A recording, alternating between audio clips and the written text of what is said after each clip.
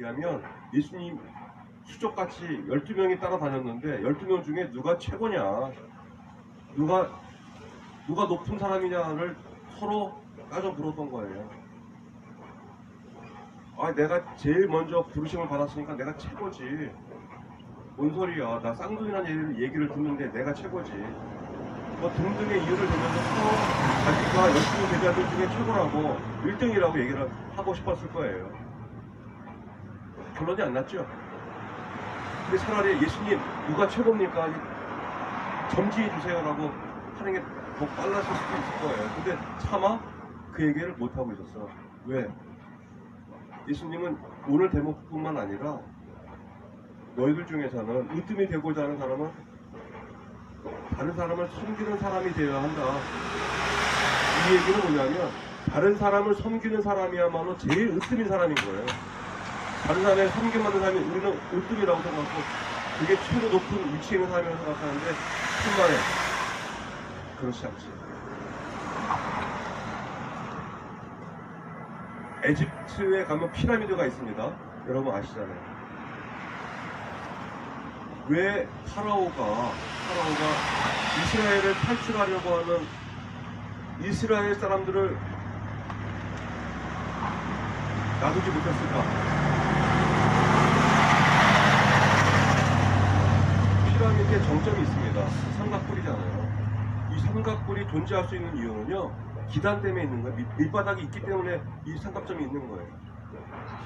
에집트에서 그냥 호의호식하는 에집트 사람들이 그렇게 풍요롭게 살 수 있었던 이유는 노예처럼 히브리 사람들, 이스라엘 사람들이 밑바닥에서 중노동을 하면서 노예 생활을 했기 때문에 그렇게 사는 거였어요. 근데 그 사람들이 다 빠져나가면 이 생활이 가능합니까?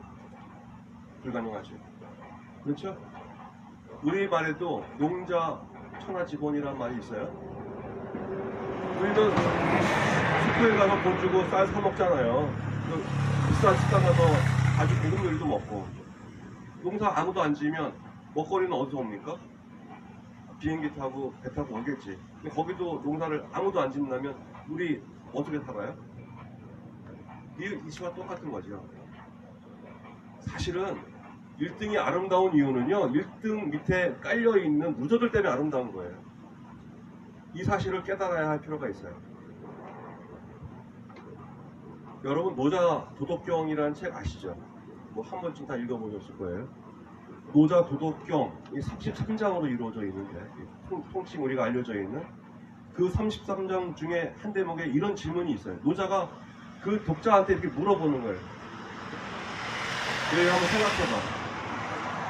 세상에는 여러 가지 물이 있어. 샘솟는 샘물도 있고, 개울물도 있고, 하천물도 있고, 폭이 넓은 강물도 있어. 그런데 그 물 중에 가장 으뜸이 되는 가장 큰 물이 어디 있어요? 바다잖아요, 바다. 바다가 왜 이 세상 모든 물들 중에 왕이 되느냐고 물어요. 여러분 생각해보세요. 왜 바다가 세상에 그 무수히 많은 물들 중에 왕이 되고 있어? 왜 그럴까? 이치가. 노자는 이렇게 답변을 합니다. 간단해. 가장 낮게 있기 때문에 그래. 바다가 세상 모든 물들 중에 가장 낮게 있는 거예요. 그래서 이 세상 모든 물들 중에 왕이 되는 거다. 근데 우리는 바다가 크고 웅대하고 그렇지만 모든 세상에 왕이라는 것은 인정하는데 왜 왕이 되는지에 대해서는 아직도 눈뜬 장면인 거예요. 우리는 아직도 눈을 위로 치솟고 저 위에 있는 거기가 제일 높은 곳이라고 생각하는 이 어리석음에 밑을 보지 않고 위를 보는 이 습관을 아직도 하고 안 되는 사람입니다. 나도 위에 올라가고 싶고 내 자식도 위에 올라가야 되고 위에 올라가려면 밑에 보지 말아야 돼. 위를 봐야 되는 거야. 라고 우리는 가르치고 있지 않습니까?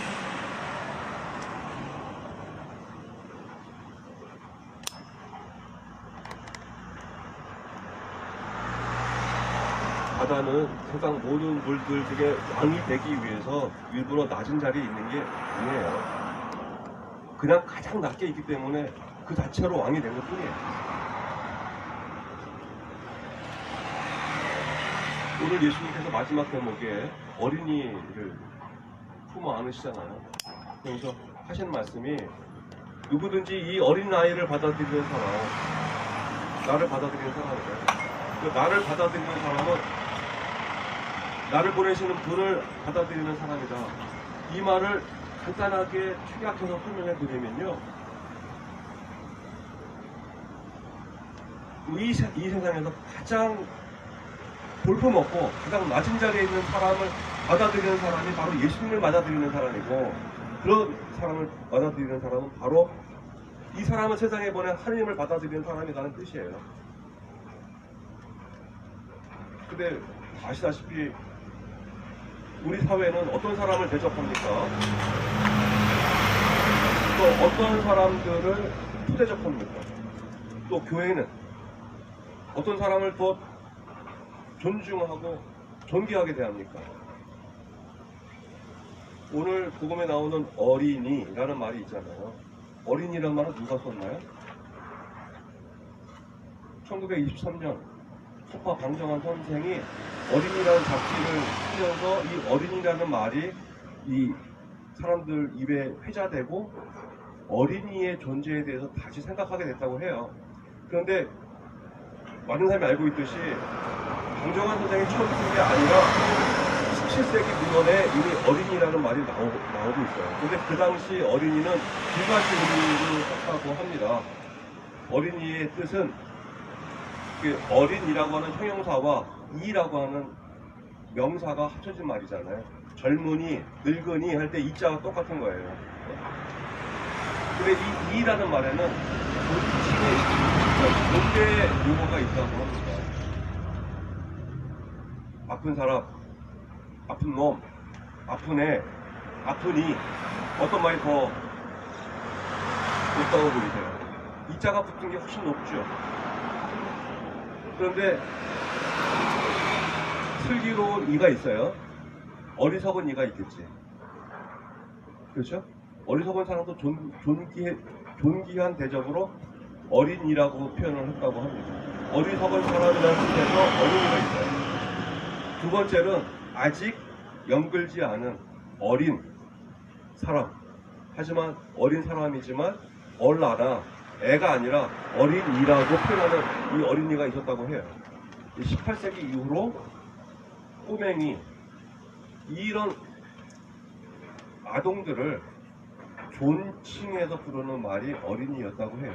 그거를 방정환 선생이 그 의미를 더 확실하게 해줬다고 합니다. 우리도 한때 다 어린이였어요. 어린이날을 늘 손꼽아 기다리면서 지냈던 그 어린이는 지금 없죠. 하지만 우리 안에 있잖아요. 우리 안에 추억으로 어린이의 추억이 있어요.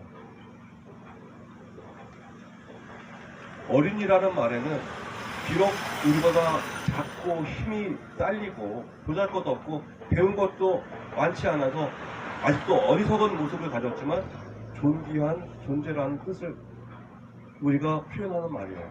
그렇게 대해야 한다. 나보다 키도 작고 약하다는 이유로 짧아서는 안 된다는 얘기를 하는 거죠. 예수님도 같은 뜻으로 어린이를 품었을 거라고 생각합니다. 그렇다면 이걸 좀 확장해서 우리 신앙인들은 다른 사람을, 특히 약하고 힘없는 사람들 대할 때 우리는 어떻게 대해야 하는지를 장엄하게 우리 알아들을 수 있어야 됩니다. 끝으로 우리 몸을 한번 생각해보죠. 우리 몸에 제일 특히 주목받는 곳이 어딜까? 주목받고 있는 곳이 어딜까 생각해보세요. 뭐 때에 따라 다를 수도 있겠죠. 근데 통상 거울 보면서 자기 얼굴을 또 자기 몸을 살펴보니까 이제 사람마다 다를 수 있는데요. 우리 몸에서 가장 주목받는 곳은요, 아픈 곳입니다. 아픈 곳은 24시간 계속 집중하게 돼요. 거기만 보게 돼요. 거기만 신경을 쓰게 돼 있어요. 아픈 곳. 그렇지 않습니까? 이게 생리적 현상이에요. 우리 몸뚱아리 다 귀하지 않은 곳이 없는데 가장 주목받는 곳이 어디냐? 아픈 곳이에요. 몸 바깥이든 몸 아니든 아픈 곳을 우리는 주목하고 있고 거기에 계속 보살피고 관심 갖고 살지 않습니까? 그렇다면 우리 사회에서 가장 주목받아야 할 것, 우리 사회에서 가장 소중한 것이 어딜까 하는 생각이 들으세요. 당연한 우리 사회에서 가장 아픈 곳이에요. 아픈 곳이 어디입니까? 아파하는 사람들이 모여 있는 곳이죠. 실제로 예를 든다면 세월호 참사 유가족들이 아직도 10년 넘게 아파하고 있잖아요. 이태원 참사 1년이 지났지만 아직도 해결되지 못하고 있는 그 울부짖고 있는 유가족들이 있지 않습니까? 작년 8월에 실종자 수색하다가 아무 보호 장비 없이 물에 떠내려가서 죽었던 애꿎은 상병도 있어요. 또 출근길에 하루아침에 청주 오송 지하도에 갇혀가지고 거기서 버스 안에서 돌아가신 시민들이 있지 않습니까? 그리고 그분들이 어떻게 이렇게 죽을 수 있어? 라고 아직도 넋을 잃고 푸념하고 안타까워하는 유가족들이 있지 않습니까?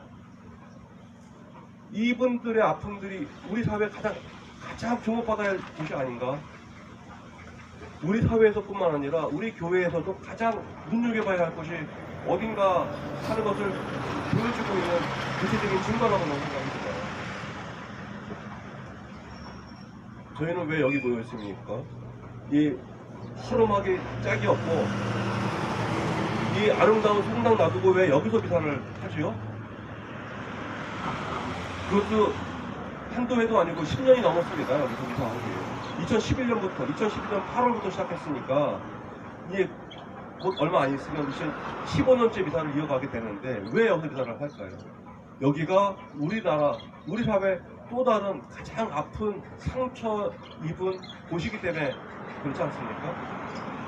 다시 원점으로 돌아와서 가장 위대하고 가장 높고 가장 우러러 볼 수 있는 것은 저 위에 있는 것이 아니고 가장 밑에 있고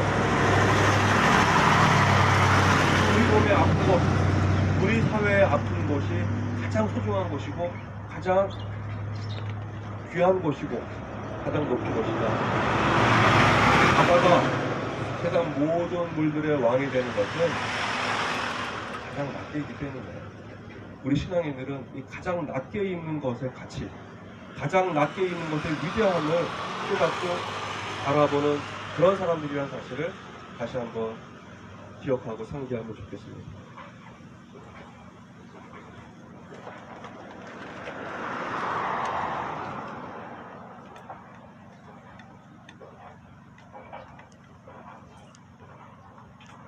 봉헌서가 17장 하겠습니다. 17장.